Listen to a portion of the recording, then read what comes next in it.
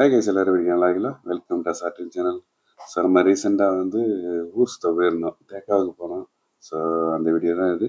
So நம்ம Singapore பஸ்லாம் எப்படி இருக்குன்னு பார்த்தீங்களா? ஃப்ரண்டில் நம்ம நேம் போர்டு, சைடில் நேம் போர்டு, நம்ம முன்னாடி பின்னாடி ஓடி போய் பார்க்க தேவையில்லை, அந்த மாதிரி இருக்கும்.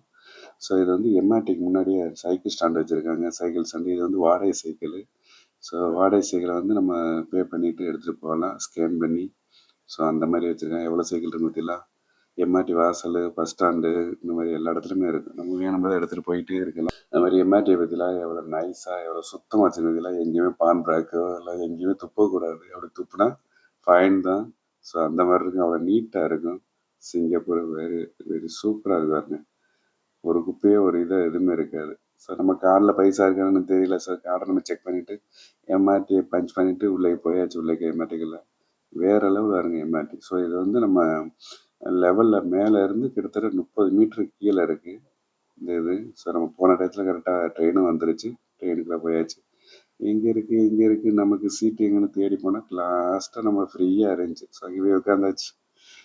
செம்மையாக இருந்துச்சு கைஸ், ஃப்ரீயாக இருந்துச்சு. ஸோ நம்ம போகிறதுக்கு அதுக்கு எந்த கூட்டமும் இல்லை. ஃப்ரீயாக போனோம் தேக்காவுக்கு, லிட்டில் இந்தியா. ஸோ அங்கே போய் வெளியே போயாச்சு. ஸோ இந்த எம்ஆர்டி ஸ்டேஷன் கிட்டத்தட்ட நம்ம லெவலில் மேலே லெவல்லேருந்து 40 மீட்டர் கீழே அண்டர் கிரவுண்டில் இருக்குது இந்த ஸ்டேஷன்.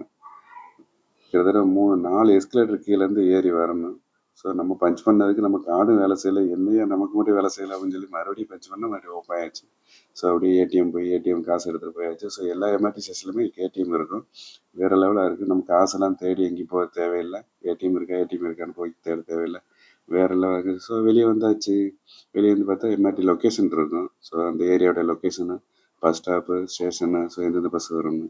நம்ம சேனலில் யாரும் சப்ஸ்கிரைப் பண்ணாமல் இருந்தால் சப்ஸ்கிரைப் பண்ணிடுங்க. லைக் பண்ண விருப்பம் உள்ளவங்க லைக் பண்ணுங்கள். Okay bye. நெக்ஸ்ட் பாய்.